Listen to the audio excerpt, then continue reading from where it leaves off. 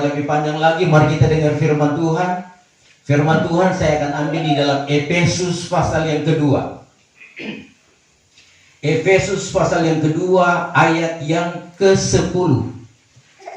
Ayat 1 sampai ayat yang ke-10, namun ayat 10 saja kita baca.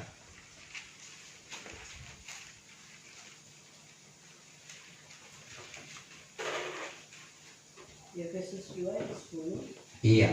Karena kita ini buatan Allah, diciptakan dalam Kristus Yesus untuk melakukan pekerjaan baik yang dipersiapkan Allah sebelumnya. Ia mau supaya kita hidup di dalamnya. Iya, terima kasih. Silakan duduk. Ya. Saudara, dalam terjemahan lama dikatakan begini. Karena kita ini perbuatan Dia, dijadikan di dalam Kristus Yesus, akan membuat kebajikan yang disediakan Allah terdahulu supaya kita melakukan sekaliannya itu. Ya. Saudara, di dalam dunia, ya, kita melihat saudara sekalian barang-barang, merek barang yang berkualitas dan yang tidak berkualitas, semua punya merek. Karena semua diciptakan oleh manusia. Amin. Ya. Kalau HP pun saudara punya merek. Ya. Ada merek Samsung, buatan apa itu? Cina atau Korea. Ya. Ada Nokia, ada Oppo, tapi bukan Oppo buatan Minahasa, ya. Kalau buatan Minahasa itu Oppo. Artinya saudara, ya, penyembahan berhala, ya. Semua punya merek, made in apa, buatan apa. Nah saudara, kalau barang-barang yang ada di dalam dunia ini, ya, bahkan kendaraan pun, Toyota itu dari Jepang, ya, dan lain-lain, ya. Nah manusia juga saudara kan punya buatan. Siapa yang membuat kita? Siapa yang menciptakan kita? Kita sudah tahu saudara, Alkitab menuliskan dari kitab Kejadian bagaimana Tuhan menciptakan langit dan bumi dan segala isinya, termasuk manusia diciptakan oleh Tuhan. Amin. Sebab itu kita ini adalah ciptaan Tuhan, buatan Tuhan, bukan buatan manusia. Nah saudara sekalian, meskipun kita terhilang, kita jatuh karena dosa, karena perbuatan iblis, kita jatuh dalam dosa. Dan dikatakan oleh Rasul Paulus, hilang kemuliaan Tuhan, dikeluarkan dari taman yang indah, kasih tempat yang penuh dengan sengsara. Dunia ini penuh dengan onak dan duri, penuh dengan masalah, itu karena dosa. Rasul Paulus kembali menegaskan saudara, bahwa kita ini perbuatan Dia, dijadikan di dalam Kristus. Iya. Artinya saudara, kita pun tatkala kita hilang karena perbuatan dosa, ya, ada dosa warisan, itu sudah ditebus oleh Kristus di Bukit Golgota. Mazmur 51 saudara sekalian, bagaimana dosa warisan itu ditebus. Kemudian saudara kasih Tuhan, kita hidup baru di dalam Kristus. Dan saudara sekalian, kita ini diciptakan di dalam Kristus Yesus. Bahkan kita saudara sekalian diprogramkan untuk program-program Tuhan ke depan. Yaitu apa saudara sekalian? Untuk melakukan kehendak Tuhan, bukan kehendak manusia. Amin. Nah, di dalam hal ini, ya, perlu kita introspeksi diri, kita periksa diri, ya. Kalau kita ini adalah ciptaan Tuhan, Tuhan sudah jadikan kita, bahkan terlebih khusus secara pribadi, ya, bahkan keluarga, suami istri, anak-anak, cucu-cucu, siapa yang jadikan saudara? Tuhan yang menjadikan. Tuhan saudara sekalian akan membuat kita menjadi berkenan kepada Tuhan.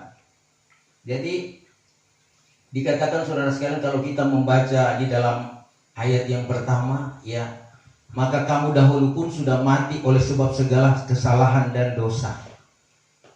yang dulu kamu lakukan menurut adat istiadat dunia ini, menurut kuasa penguasa di udara, yaitu roh yang lagi bekerja di dalam hati anak-anak durhaka. Dulunya kita sudah jatuh, sudah tidak punya pengharapan. Tetapi Bapa itu mengasihi kita luar biasa. Begitu besar kasih Allah akan saya dan saudara, sehingga Dia saudara akan menunjukkan kuasa kasihnya yang tidak terbatas dengan mengorbankan anaknya yang tunggal. Dia mati di bukit Golgota. Dia menderita karena dosa kita.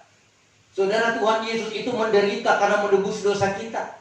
Seharusnya kita yang pikul salib, tetapi semua itu diambil oleh Tuhan, sehingga kita dibersihkan, kita dimurnikan untuk keselamatan yang kekal. Semua ini adalah rancangan Tuhan. Ya, sebab itu rencana-rencana Tuhan, mari kita mengerti dari sekarang apa maunya Tuhan. Jadi kalau Tuhan sudah menciptakan kita, menjadikan kita orang pilihannya, tentu punya maksud dan tujuan. Amin. Yeremia 29 ayat yang ke-11. Mari kita baca.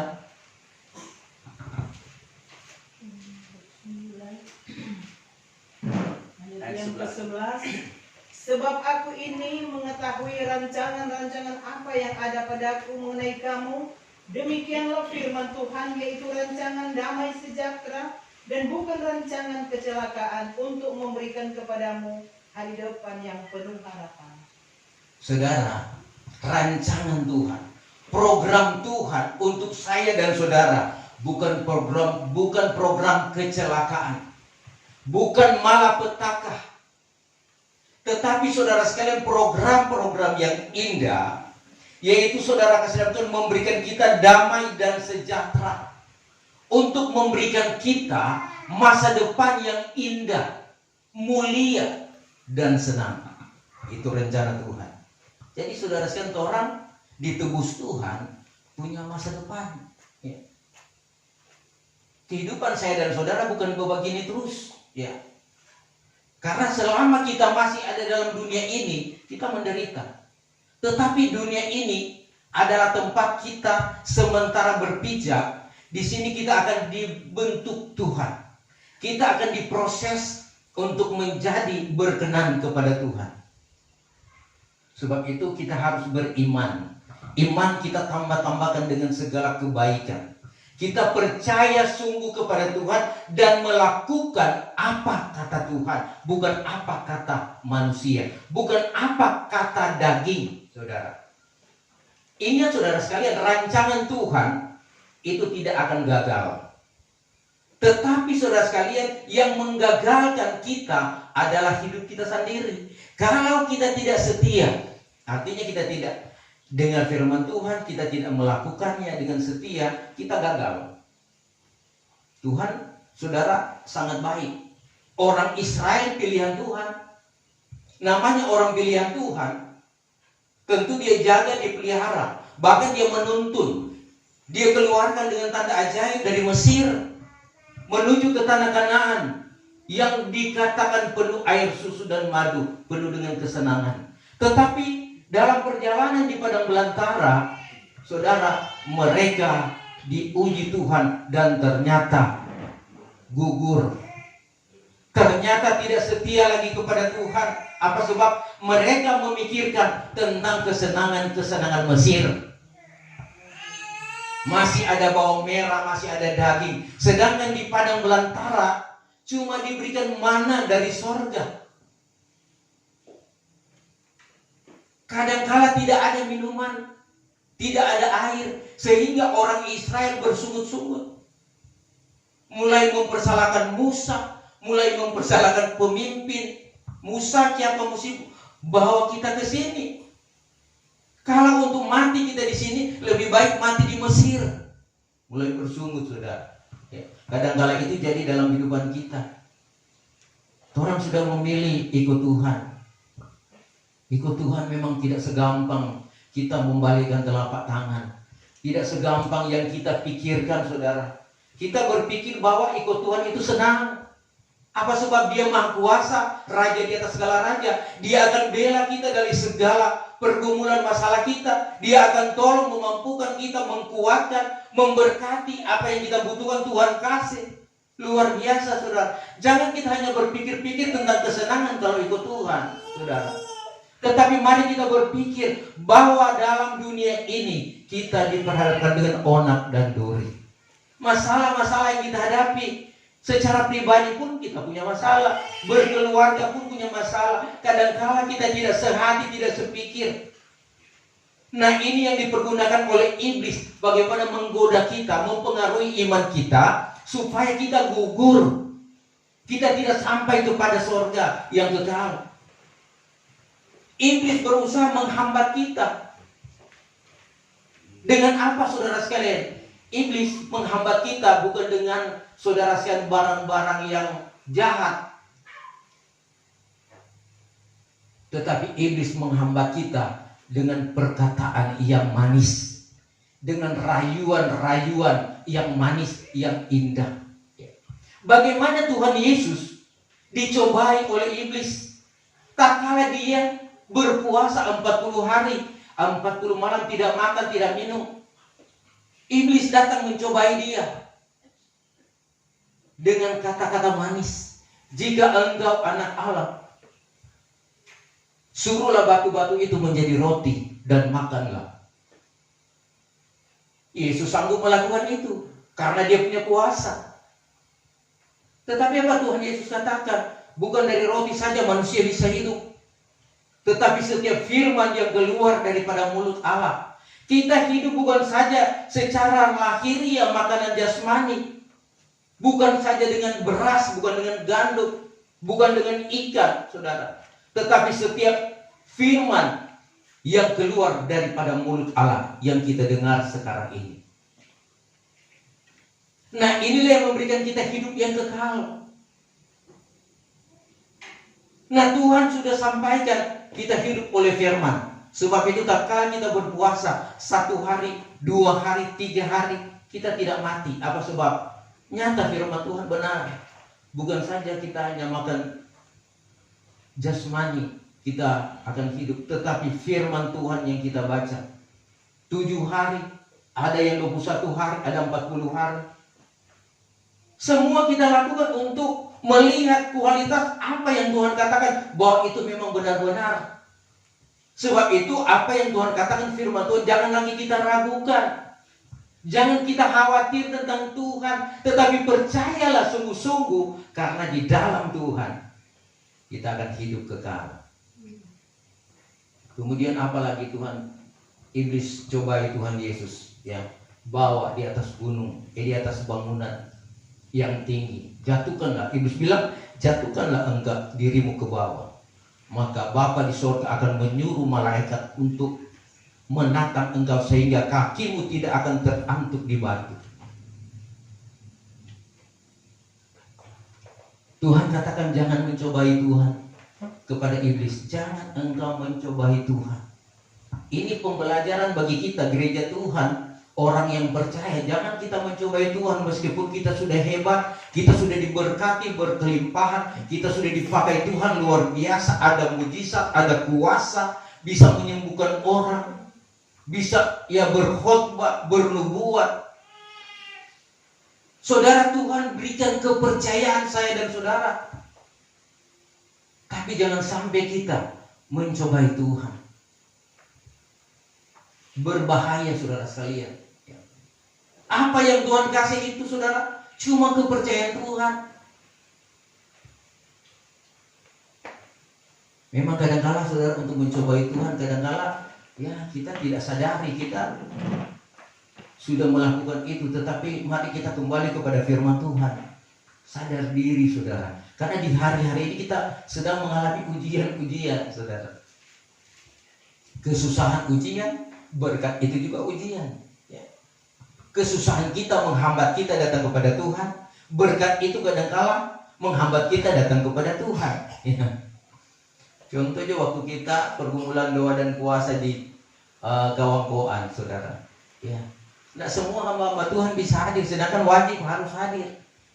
Dengar kemarin kayak apa nyata hadir. Oh, ada bapeti cingke, saudara. Ini justru menghambat berkah, saudara, tanpa kita sadari, ya.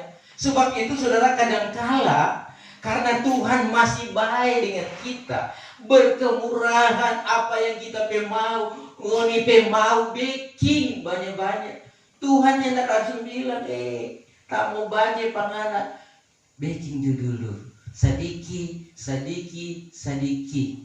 Tapi itu sedikit ini kalau baku tambah akan jadi besar. Kalau so besar, maka sangat sulit kita untuk memecahkan, untuk menyelesaikan dosa itu, saudara, dari kecil. Bertambah-tambah sampai menjadi besar, akibatnya apa? Maut, kematian di luar Tuhan, neraka. Apalagi yang iblis mau coba Pak Tuhan Yesus. Karena Tuhan Yesus itu, jika iblis bisa mengalahkan dia, maka hilanglah keselamatan bagi saya dan saudara. Tidak ada keselamatan dalam dunia. Karena keselamatan itu hanya di dalam Yesus Kristus. Di luar Kristus tidak ada keselamatan. Meskipun di sana-sana banyak di YouTube khotbah-khotbah mengatakan yang sebaliknya. Orang bisa selamat karena perbuatan baik. Jadi ini yang harus menjadi tantangan kita. Tapi biarlah mereka berbicara, biarlah mereka menyampaikan isi hati mereka, tetapi kita mau mendengar apa kata Tuhan, apa kata firman Tuhan. Firman Tuhan jangan dibolak-balikan menurut mau dan keinginan kita. Sebab akhir zaman ini dikatakan akan datang Kristus palsu, nabi-nabi palsu, rasul-rasul palsu, pendeta-pendeta palsu. Yang palsu itu artinya tidak memberitakan Injil sesuai dengan kehendak Tuhan. Tetapi saudara, mereka memberitakan Injil, yaitu saudara punya maksud-maksud tertentu. Nabi Mika katakan mereka bernubuat, menyampaikan firman Tuhan dengan dibayar, pakai harga, pakai praise. Kalau tidak dibayar, mereka tidak melayani, saudara. Tetapi melayani pekerjaan Tuhan, Tuhan katakan jangan mengharapkan apa-apa, karena Bapa di sorga sudah menyediakan bagi kita. Karena kalau orang berpikir tentang penghasilan dalam melayani, maka tidak akan ada yang mau melayani di tempat-tempat terpencil. Semua cari di kota-kota, ya. Tetapi saudara sekalian, orang yang melayani dengan tulus, dia akan sama dengan Kristus. Dia melayani orang yang tidak berdaya. Dia melayani orang miskin. Dia melayani perempuan Samaria yang dikatakan tuna susila. Tetapi dia layani, dia ajarkan firman Tuhan. Firman Tuhan sebagai air yang hidup. Dia katakan jika engkau minum air yang akan kuberikan kepadamu, engkau tidak akan pernah haus lagi. Ini berbicara tentang kebenaran yang Tuhan sampaikan. Kalau engkau terima, taruh dalam hatimu, dia akan menjadi mata air kehidupan. Sehingga apa yang dialami oleh perempuan Samaria, dia kembali di kampungnya, dia mulai berbicara, saya baru ketemu dengan seorang nabi. Dia memberitakan tentang kebenaran. Dia tahu kehidupan saya, latar belakang saya dia tahu, tetapi dia mengajarkan saya jalan yang benar. Orang-orang Samaria bertobat. Dari perbuatan-perbuatan jahat mereka melakukan kebaikan. Saudara, di dalam Alkitab ada satu cerita yang Tuhan katakan, ya. Ada seorang mengadakan perjalanan. Di dalam perjalanan itu dia dirampok, dia dianiaya, dia dipukul, dan dia rebah tidak berdaya. Ada kan itu cerita itu? Kemudian dalam keadaan tidak berdaya orang itu, maka lewatlah imam. Imam itu artinya pelayan jemaat, ya, hamba Tuhan. Dia hanya melihat kemudian langsung mengadakan perjalanan. tidak peduli. Ya. Kemudian apa lagi yang lewat?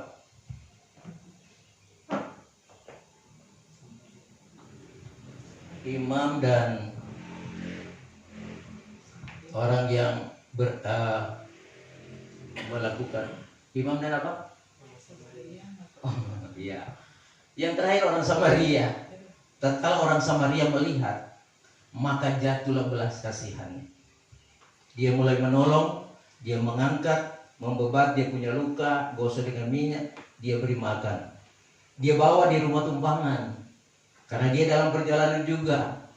Dia katakan di dalam rumah tumpangan itu, uruslah dia kasih dana, kasih biaya, urus dia, kasih makan, nanti kalau DP dana kurang, saya akan balik, saya akan menyelesaikan.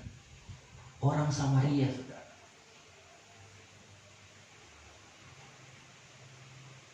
Ini saudara sekalian berbicara bagaimana kita melakukan apa kehendak Tuhan. Jadi mengasihi bukan hanya terbatas mau pilih-pilih orang, saudara, tetapi mari mengasihi mulai dari kita mengasihi Tuhan.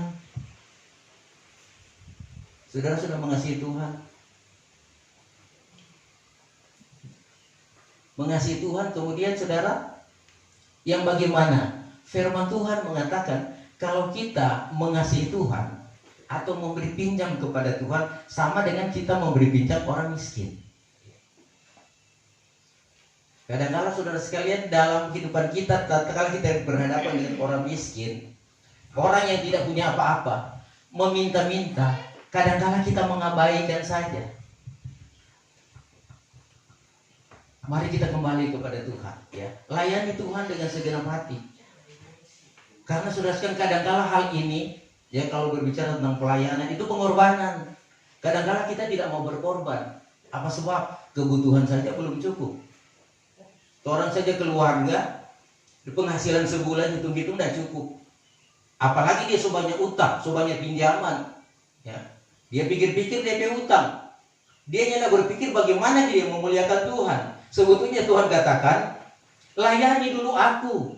Baru apa yang kamu butuhkan itu kamu berikan. Elia, tatkala dia dalam keadaan kesusahan, Tuhan menuntun dia. Tuhan pelihara dia.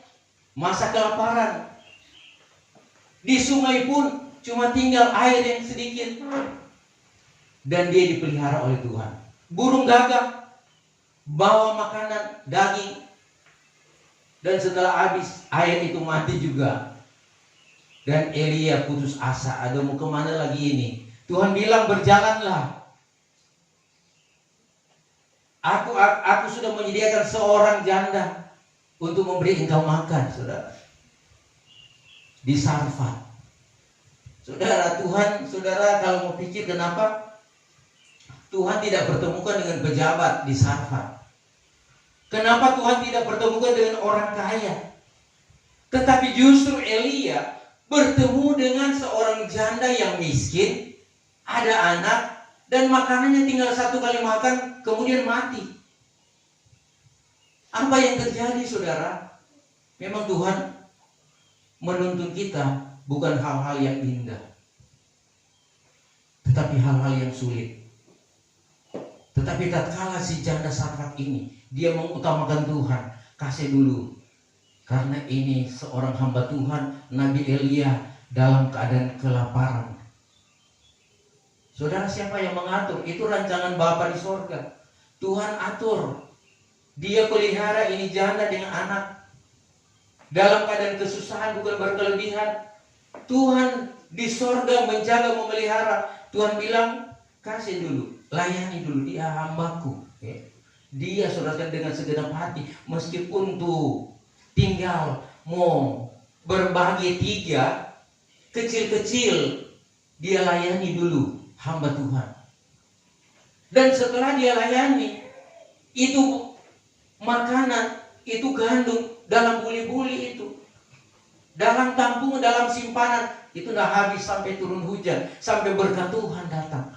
Ini pergumulan saya dan saudara, bahwa memang ikut Tuhan, bagaimana Tuhan mau tes. Sebab itu saudara, Kalau Tuhan mau uji kita, memang sampai dasar, sampai kandas. Selagi kita, saudara sekalian, masih angka-angka muka, masih angka-angka diri, Tuhan akan tindis. Artinya Tuhan buat kita tidak berdaya. Kalau kita sudah tidak berdaya, di situ tangan Tuhan akan mengangkat kita. Kalau kita masih punya iman. Tapi kadang-kala kita masih mau angka diri. Apa sebab? Ya, saya punya gaji tiap bulan ada. Saya punya penghasilan tiap kuartal ada. Sehingga tak salah diberkati. Angka diri lagi. Artinya saudara, itu bukan dilarang. Tetapi bagaimana kita mempergunakan berkat Tuhan untuk hormat. Kalau Tuhan memang merendahkan kita, saudara, kita pakai untuk memuliakan Tuhan. Nah, ingat saudara, tatkala kita mulai direndahkan, artinya ya, kita diuji benar-benar sampai memang tidak berdaya sama sekali secara daging. Ini daging saudara yang memberontak. Ini daging yang menuntut kita untuk bangkit, untuk menaikkan taraf hidup, gaya hidup. Ini daging. Tetapi roh berduka cita. Nah, saudara, sedang firman Tuhan katakan, biarlah Tuhan yang bertambah-tambah dan kita makin berkurang-kurang. Artinya kehidupan kita, kedagingan kita semakin lama makin habis, tidak berdaya, dan roh Tuhan bertambah-tambah memenuhi hati kita. Maka pada masa keangkatan kita akan diangkat oleh Tuhan. Sebelum kegerakan besar. Ya, amin.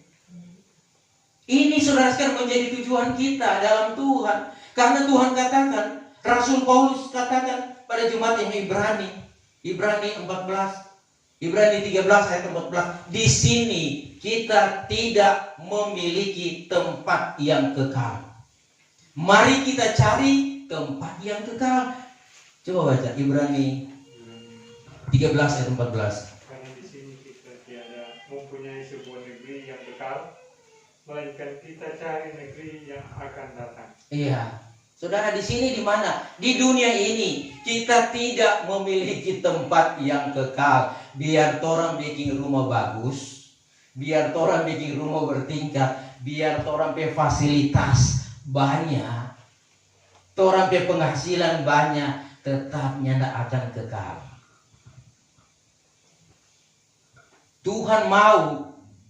Tuhan membentuk kita supaya Dia akan bawa saya dan saudara ke tempat yang kekal. Amin.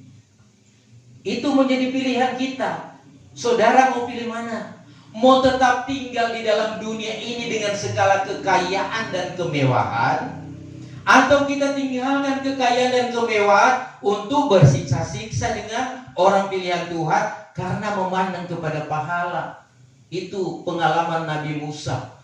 Meskipun dia sudah diangkat anak angkat oleh Raja Firaun, dia anggap itu tidak berguna, itu kesenangan sesaat. Tinggal di istana saudara, serba, wow, kebutuhan, makan, minum, pakai, mau kemana ada kereta kerajaan. Ada saudara sekalian kebutuhan, mau pakai, mau tinggal mau pilih-pilih saudara. Kalau zaman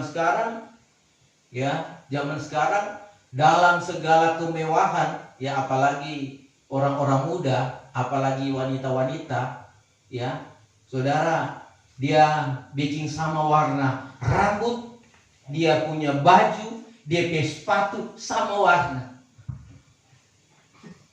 Jadi kalau pakai baju putih, dengan rambut pun dia bikin warna putih.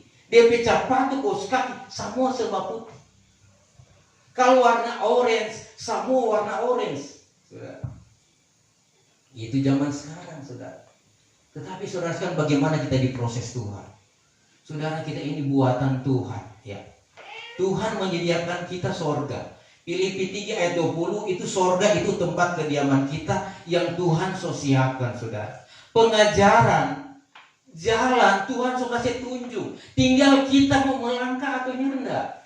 Saudara, mari kita melangkah dengan iman. Kadangkala saudara diperhadapkan dengan masalah orang beriman ini, kadangkala tidak berdaya, mengalami kekalahan. Apa sebab? Ya, mau melangkah dalam Tuhan, kita masih lihat gelombang. Aduh, situasi begini, nggak ada apa-apa lagi berkat ini, apalagi nih keluarga lagi kacau ini, anak-anak yang tahu udah kemana ini, orang-orang di Birman bikin masalah, kemudian orang dapat pinjam belum kasih pulang, kita mau bayar ini, aduh saudara sekalian, memang stres tuh pikiran selama dalam dunia. Tetapi Tuhan so bilang, serahkan coba Tuhan, kasih patuh Tuhan, inilah hidupku, inilah bebanku, inilah masalahku. Tuhan peduli, saudara. Apakah selama ini Tuhan tidak peduli dengan kita? Saudara, ini pengalaman yang saya alami. Sekarang saya hanya hidup dengan iman, saudara. Beda dengan dulu waktu masih pegawai perusahaan. Berkat itu melimpah. Tetapi sekarang saudara sekalian, Tuhan kasih bukan kurang, tetapi pas. Nah, belajar dari ini karena saya memandang kepada Tuhan, memandang kepada pahala. Kadangkala saudara sekalian bukan berkelebihan, kadangkala saudara tidak punya apa-apa. Dan tatkala ibu gembala saudara sekalian melihat situasi, dia tidak banyak bicara, langsung ambil tindakan puasa. Nggak makan, nggak minum.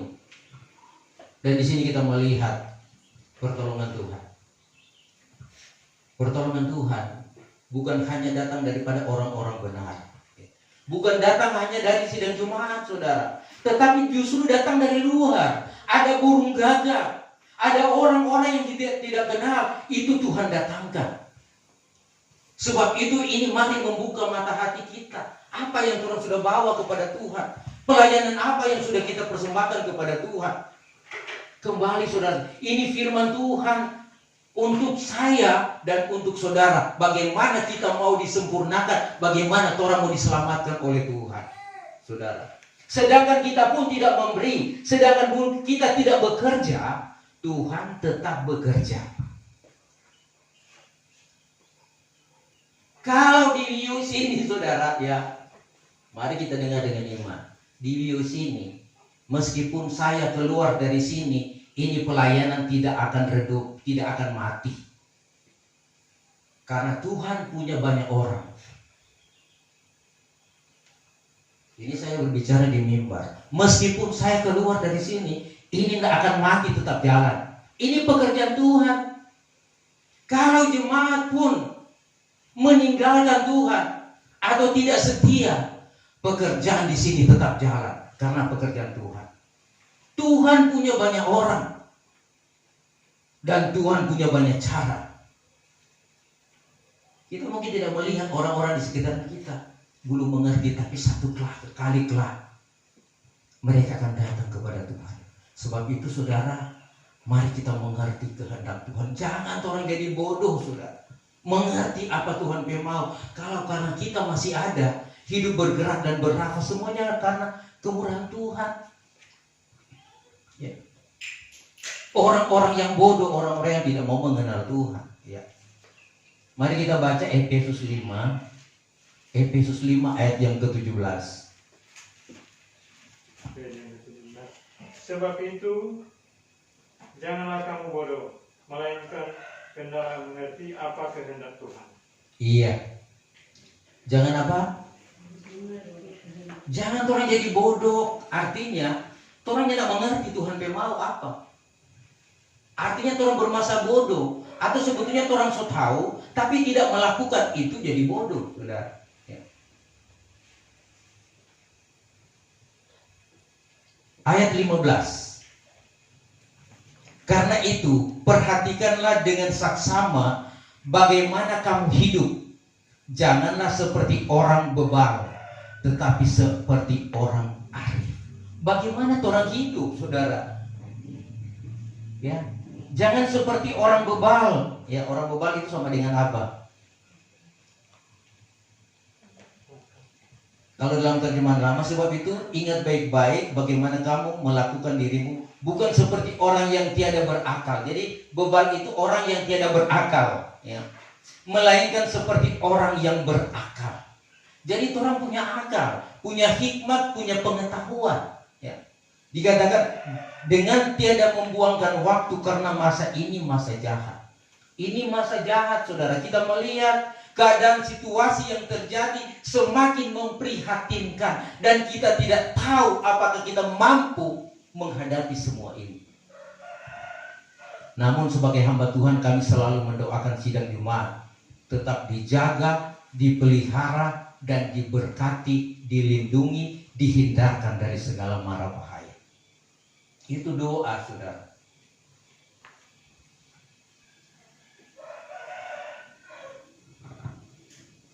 Karena saudara sekalian, kalau orang jadi bodoh, tatkala Tuhan datang, orang tidak siap. Matius 25, saudara sekalian, ada 10 anak darah, ada 5 bijaksana. Mereka saudara sekalian siap siaga, setia, beribadah, berdoa, berpuasa, melakukan kehendak Tuhan. Yang bodoh masa bodoh, saudara.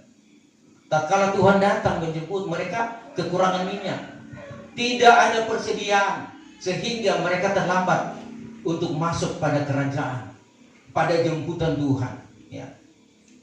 Dan saudara sekalian, Tuhan katakan, ya, Raja Sulaiman katakan bahwa kebodohan itu, ya, adalah menjadi kesukaan daripada orang-orang yang, mari kita baca Amsal 15 ayat 21.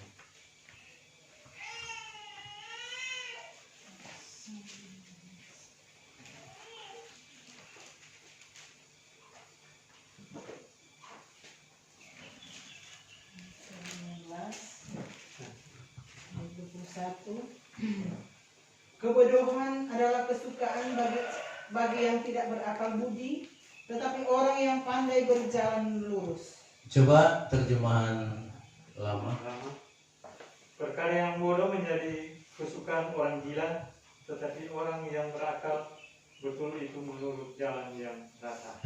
Saudara, ini Raja Sulaiman bilang, saudara, dia raja berhikmat, ya. Dia bilang terus terang, perkara yang bodoh menjadi kesukaan orang gila. Orang gila memang mau itu kebodohan, ya. Jadi saudara, jangan jadi orang jadi bodoh. Tuhan bilang gila, saudara. Orang gila artinya tidak waras, selalu melakukan hal-hal yang memang tidak masuk di akal, ya. Tetapi orang yang berakal betul itu menurut jalan yang rata, ya. Nah, oleh sebab itu saudara, ya, mari kita melakukan kehendak Tuhan. Rasul Paulus tidak mengindahkan nyawanya berharga cuma karena melakukan kehendak Tuhan. Firman Tuhan mengingatkan orang semua. Saya dan saudara diingatkan. Firman Tuhan yang datang pada saat ini, ya, mengingatkan kita semua. Saya tidak menyinggung 1 atau 2 orang, tetapi semua orang ditegur oleh Tuhan. Saya merasa ditegur, sebab itu mari berbuat baik setiap hari, karena kita tidak tahu kapan Tuhan akan memanggil kita, kapan waktunya Tuhan, ya. Jangan pikir kita masih kuat-kuat, saudara, tapi kita dalam perjalanan. Jangan kita pikir-pikir orang yang so saki-saki, yang input, yang sudah lama Tuhan panggil, tetapi kehidupan kita berjaga-jaga dan berdoa, karena hanya selangkah jua jaraknya antara kita dengan maut, selangkah juga jaraknya antara kita dengan sorga atau keselamatan. Sebab itu selagi Tuhan masih ada dengan kita, mari kita mengerti kehendak Tuhan. Tuhan memberkati. Mari kita mempersiapkan diri untuk kita menyembah Tuhan dalam roh dan kebenaran.